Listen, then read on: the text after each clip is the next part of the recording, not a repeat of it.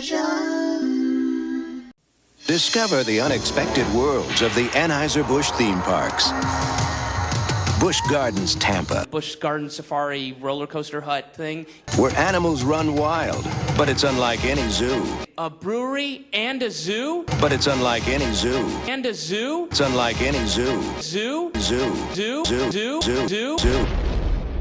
Busch Gardens, no longer owned by Anheuser-Busch, not technically a garden, neither holy nor Roman, nor close enough to Orlando to be worth the drive.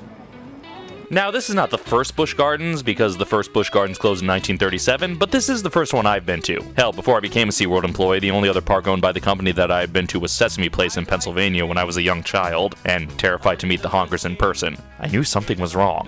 He wasn't supposed to be this big. I was strangely okay meeting Cookie Monster, though, go figure. Busch Gardens Tampa opened in 1959 as Busch Gardens, the Dark Continent. Like all Busch Gardens parks, it was originally built around a brewery, and included other things like the Bird Gardens,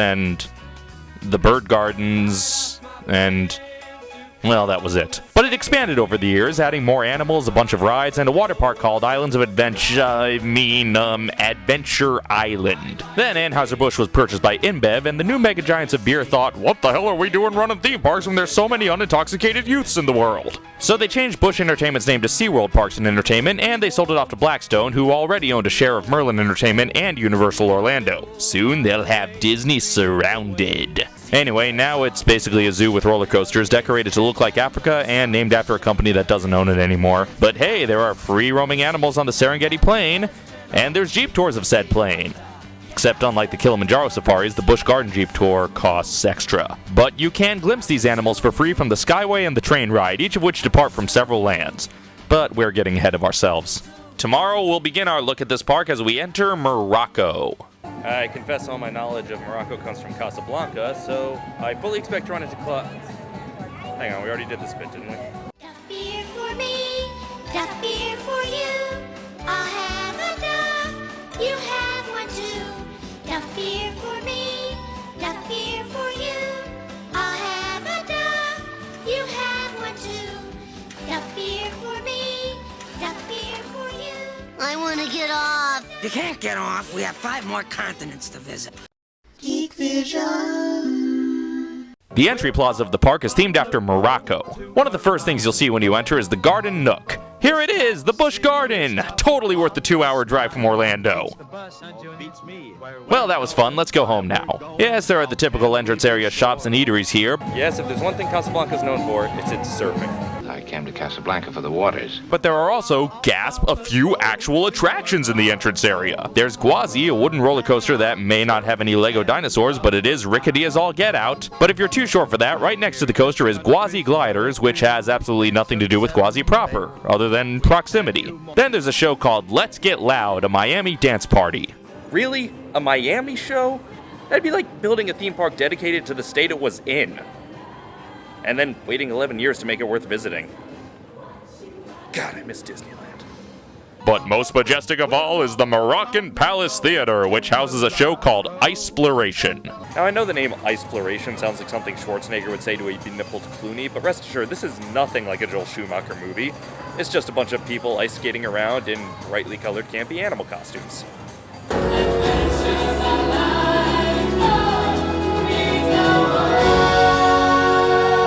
That means you, Ben Savage. We meet a typical American youth playing a typical American video game while on a typical American Skype call, dreading his impending trip with his grandfather. Hi, Austin. Max. Hi, Grandpa.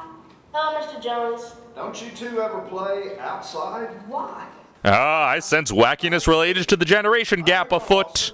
Do you have everything? Yep. And you looked up the coordinates to the African Serengeti? Yeah, but... Then let's go. This is a surprisingly mellow episode of Rick and Morty.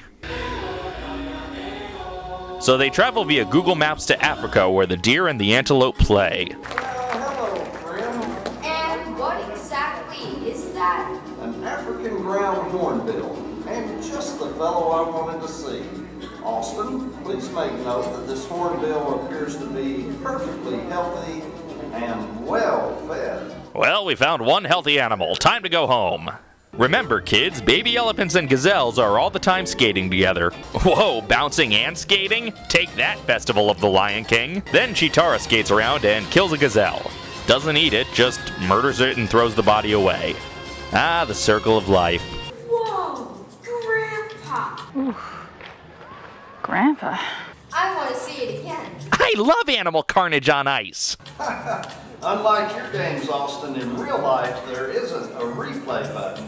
Oh, so real life's more like a Sierra game you forgot to save. Technology is always changing. GPS, for instance. Sometimes it's just easier to pull out my old compass. See, from where we're standing, our next destination is southwest of here. Grandpa, the Great Barrier Reef is this way. Okay, but I'm not giving up my compass quite yet. Those were to be his final words. So after that visit to Festival of the Lion King, the duo now visits Finding Nemo the Musical. Look at that snake. It's huge. Not a snake, Austin. We can tell from this submersible that it's a giant moray eel. We can hear from our audience seats that they're using clunky exposition. And there are so many colors. Graded colors is a sign the reef is healthy. But our presence will soon put a stop to that. So the sea life skates around until a shark comes.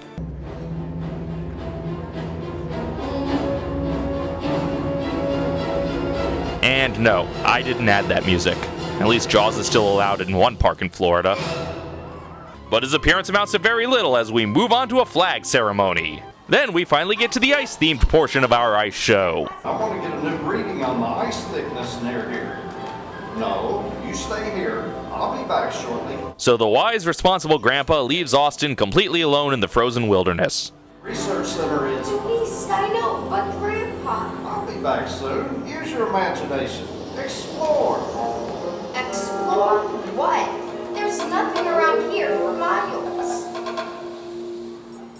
Yeah, he's sitting on a ghost! Huh? What? Hey! That ice block wasn't there a minute ago.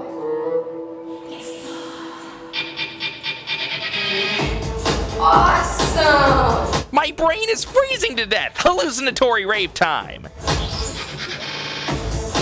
Yes, kids, follow your crazy old grandpa to the middle of nowhere and you too can party with ice ghosts. The Aurora Borealis. Chance to see this kind of light show makes it worth the journey, doesn't it? Are you ready to go? What is this expedition exactly? He just keeps traveling halfway across the world to look at shit for a minute and a half before traveling another halfway across the world? Look at this place. And look, it's working again. I haven't had a signal at any other spot between the North Pole and South America. I gotta switch to Verizon. No, Austin, that's what Blip wants you to do. Austin, have you ever smelled anything quite this extraordinary? Yeah, what is that? A healthy ecosystem. Truly one of the grossest things imaginable.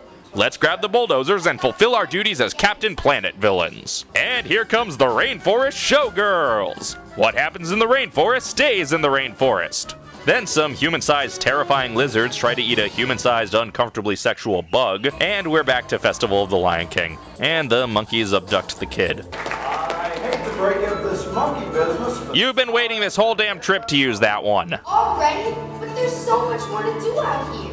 and where exactly is here? Grandpa, out here in the world. Austin, that world starts in your own backyard. Oh, right. I forgot that my house is the starting point of all life in the universe. Funny how that slipped my mind. Let's take a picture. I can't wait to show Grandma. I just sent it to her. Brilliant, Austin, thanks. Sure, I can teach you how to do it. It's a deal. And we learned that technology freaks and nature freaks can indeed both learn from each other. But nature freaks are still inherently superior. Tomorrow we'll continue our look at this park as we enter its original attraction, the Bird Gardens. You're as cold as ice. You're willing to sacrifice our love. You never take advice. Someday you'll pay the price. I know. I've seen it before. It happens all the time. The closer you go, you leave the world behind. Geek Vision. Now we move on to the park's original non-beer attraction, the Bird Gardens, where you can get up close and personal with exotic birds and maybe even share a meal with them. Why do you get to be Wallace Shawn? I always have to be Andre Gregory. You're no match for my brains. But at least they passive-aggressively or maybe outright facetiously thank us for staying on the precious sidewalks. And your card was just great. Then we reach Epcot levels of geography by putting Australia in the middle of our Africa park. Australia. Yes, Australia. Yes, Walkabout Way, where we can be concerned for Busch Gardens wallabies. I'm glad to hear that. My wallaby means a lot to me. Yes, they're not just a street where Wallace and Gromit or P. Sherman live. They're a real-life animal that apparently fight kangaroos. Kangaroo versus wallaby in a no-holds-barred death match for marsupial supremacy. Everyone was getting ready for the big match, but when the wallaby turned up injured before the big fight under mysterious circumstances, the kangaroo was sentenced to life in prison without parole. I swear I'm gonna get you out of here, Mac. I know you were framed. I'm gonna get you out of here. There's also the Bird Gardens Theater, which hosts Critter Castaways, a children's show featuring humans and pets living on an island. And like with any theme park show aimed at children, it is my solemn duty to snark about it based on logical criteria it never intended to follow. The set is made up of a shipwrecked vessel called the Amazon Queen. Huh. Amazon Queen. So who would the asylum get to be their Bogart and Hepburn?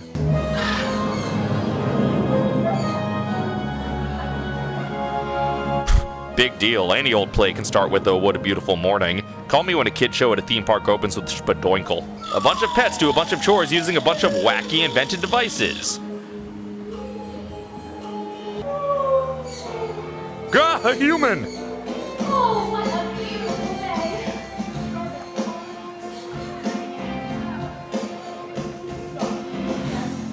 Everyone's up, gonna greet the day, get up and sing. Where have I heard that melody before? With a thankful heart, with an endless joy, with a growing family, every girl and boy will be... Huh.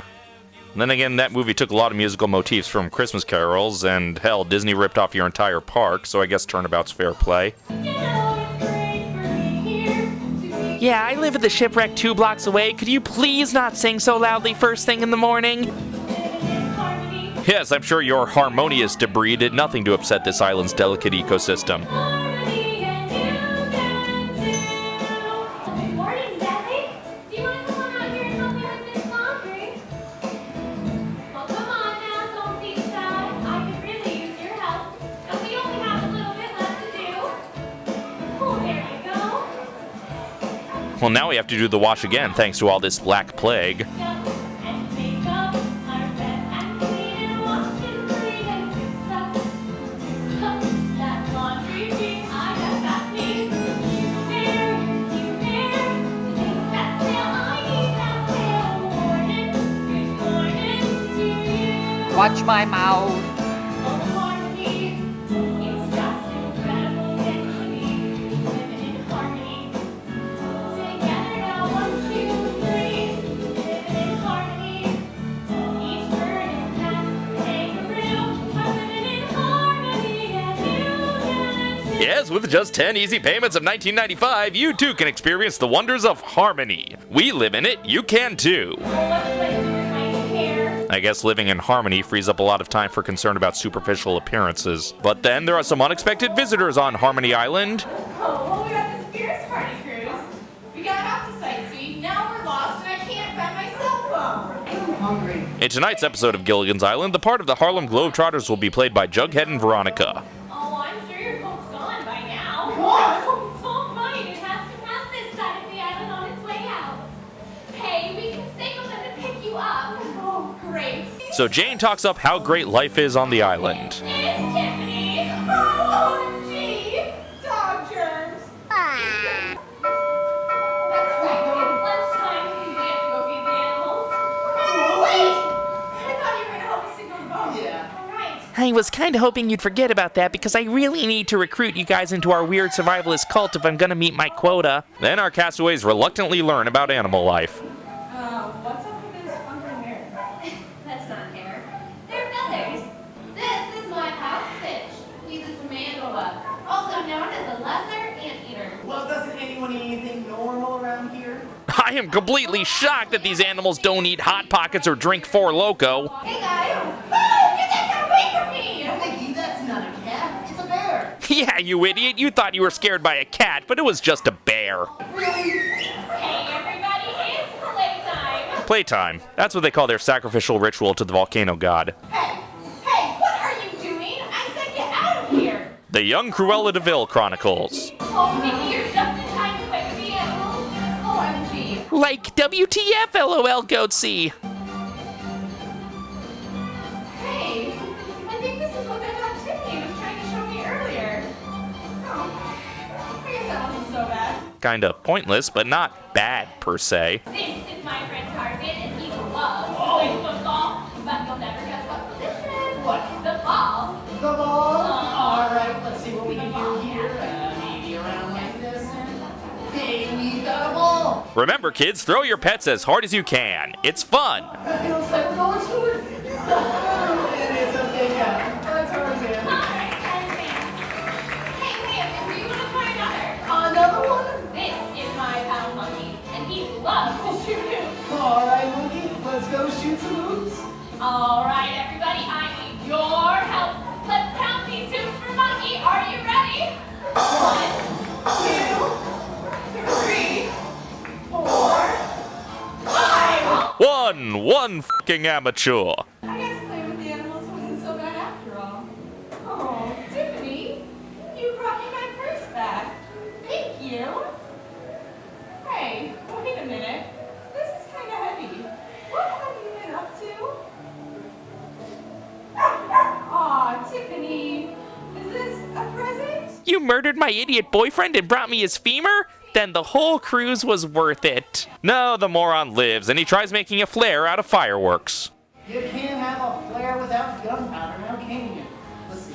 Put this in here, maybe a fuse, and well, I think that about does it. 2 bags of gunpowder. I like the way you're thinking. But you know what?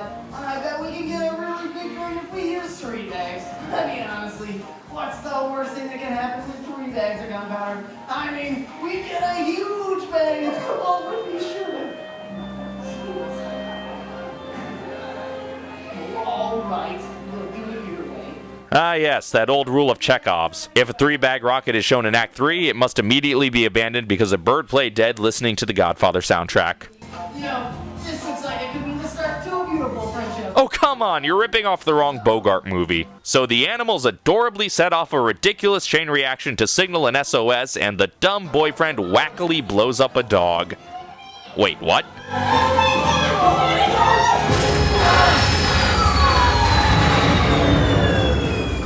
What about Tiffany? She was the bravest dog in the whole world. And by that I mean she was the first dog I ever spent more than 30 seconds with. I'm so sorry. I never had a chance to tell you how much you mean to me. Okay, and I thought romance was forced in fiction. I'll never see you again. Oh, Tiffany! She's okay! And they're so happy the dog's alive, they don't even care that they missed their boat. Okay. We'll just have to wait for the next one. Or the one after that. Or maybe we can just stay here forever. Why not? We all did. We all did. Stay with us forever. Everybody, living harmony. One more time. Living harmony. We've got more kid stuff ahead with Sesame Street Safari of Fun. Now this is the tale of our castaways. They're here for a long, long time. They'll have to make the best of things. It's an uphill climb. The first mate and his skipper too will do their very best to make the others comfortable in their tropic island nest. No phone, no light, no motor cars, not a single luxury. Like Robinson Crusoe, it's primitive as can be. So join us here each week, my friends. You're sure to get a smile from 7 stranded castaways here on Gilligan's Island. Geek Vision. Then there's Sesame Street Safari of Fun, the token kiddie area with the token generic kiddie rides, vaguely painted to have something to do with your favorite Muppets that escaped Disney's corporate grasp. Oh hey, Telly's still around. Good for him. And since every land here seems to be getting a live show, this one is called A is for Africa.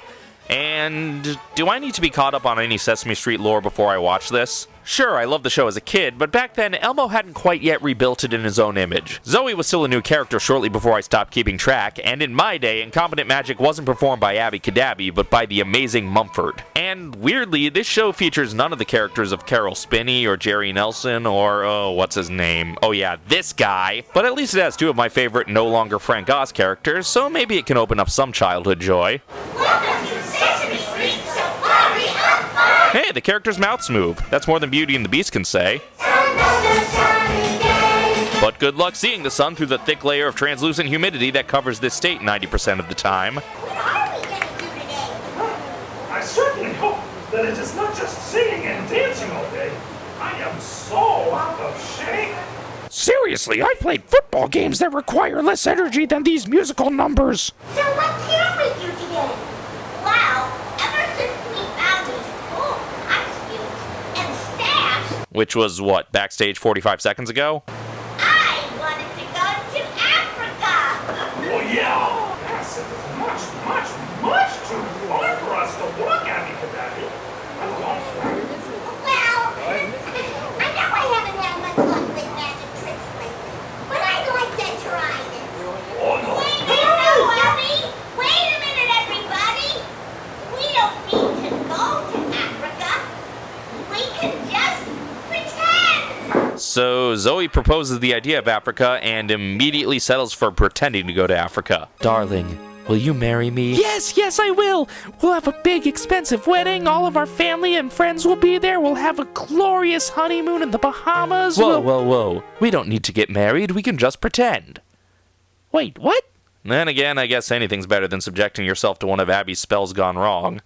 Voldemort had a nose before he met Abby. What's it like in Africa? Well, Abby Cadabby, at night it can get pretty cold in some spots. It can. Oh yes, but during the day, it sure can get hot. So the extent of Grover's knowledge of Africa was it has a temperature range. Hot. I'm a fire. Well, they're singing this now.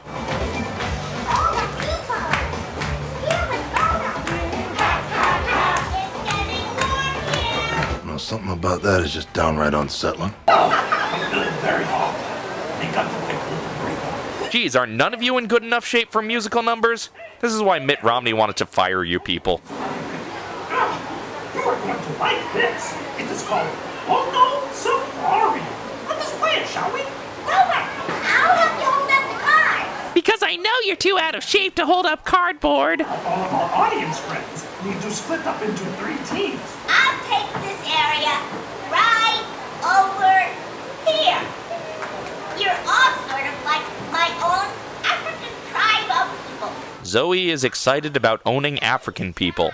Yep, no terribly offensive ways to misinterpret that. A penguin. Oh, good. Me like penguins. Yeah, because penguins, they waddle. And penguins, Cookie, no! That's not a penguin. You big silly. It's a different color. See? That's a crane. It's taller. See the crane? See it? See the damn crane? You know, we may not have gone to Africa, but pretending that we were there sure was a lot of fun. Yeah, and I like wearing these beautiful African costumes. I like playing the photo safari game. We each liked one of the 2 things we did in this show. Yeah, fun. Okay, where are the cookies? I'm okay with you. That's a nice touch with Cookie Monster trying to eat the set. I guess they forgot to tell him that plywood is a sometimes food. Miss you already. Okay, that was cute. Tomorrow we'll continue to move around the park, starting at Stanleyville. He said, wubba, wubba, wubba, wubba, woo, woo, woo. Wubba, wubba, wubba, and a doodly-doo. He sang wubba, wubba, wubba, so I sang it too. Do not wubba me or I will wubba you. Do not wubba me or I will wubba you. Geek Vision. Let's move on to Stanleyville, which includes not 1, but 2 water rides. Ha! What other park has so many water rides so close to each other? besides, presumably, Adventure Island. And for that matter, Islands of Adventure. We'll get to that.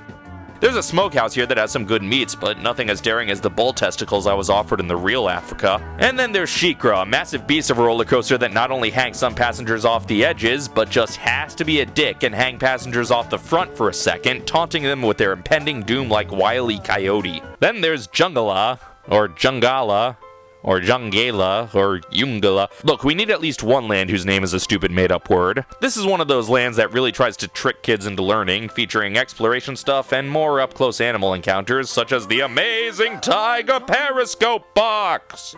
Man, what a lazy tiger. Then we go deep into the Congo, which has a decided lack of Bruce Campbell, but it does feature a roller coaster called Kumba, and I'm really running out of shit to say about roller coasters. They roll, they coast, what do you want from me? And then there's another water ride, some remote control stuff, and bumper cars called Oobang a Bang, Bang, a Bangity Bang, Oobang a Bang Bang, Bangity Bang. Bang, bang, bang, bang. Bang, bang, bangity bang, bang, bang, bangity bang. Bang, bang, bang, bang, bang, bang. Then you go all the way to Timbuktu. Timbuktu, themed after an African market, has the Sand Serpent and Scorpion roller coasters, some more kids rides, and generic arcade and carnival games. Yeah, the actual content isn't anything special, but generally the architecture and layout sticks to the theming, and there, lying before you, is the Desert Grill Restaurant and Theater, a flat-out gorgeous venue that hosts a show called Dance to the Music. Now, I know the name Dance to the Music sounds like a 1970s jukebox musical or something, but of course that wouldn't make any sense given the theme of the area, so... Dance to the music! Dance to the music!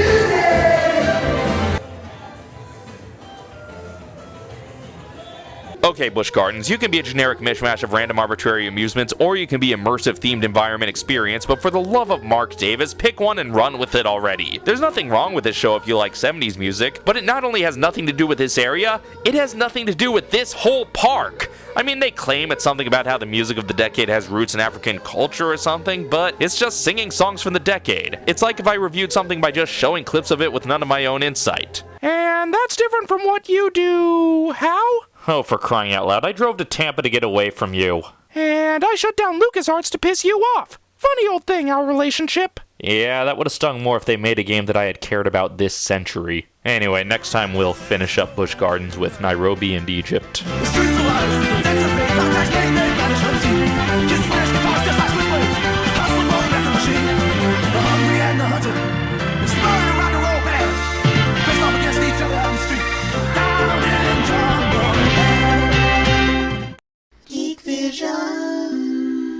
Anyway, next is Nairobi, which has more animal stuff. Good to have the back and forth. Roller coasters, animals, roller coasters, animals. Then we move on to Egypt, which has Tut's Tomb, a walkthrough attraction that simulates the pharaoh's excavated resting place, putting you right in the middle of, wow, that was short. And there's Montu, a vaguely Egyptian-themed roller coaster that's basically one of the tracks at Islands of Adventure's Dragon Challenge. And then there's Cheetah Hunt, the park's newest coaster, and I would say my favorite. It launches you at cheetah-like speeds, and twists around and launches you some more. There's not really much to say about it, it's just fun. And yeah, that was Busch Gardens, and I know it wasn't really fun to describe, but it's actually not a bad little park. But I know the question you all want me to answer. Which is better, Busch Gardens or Animal Kingdom? Well, if you're speaking strictly as an amusement park, there's no contest, it's Busch Gardens all the way. It has way more rides than Animal Kingdom, especially roller coasters. But as a theme park, that's a tough call.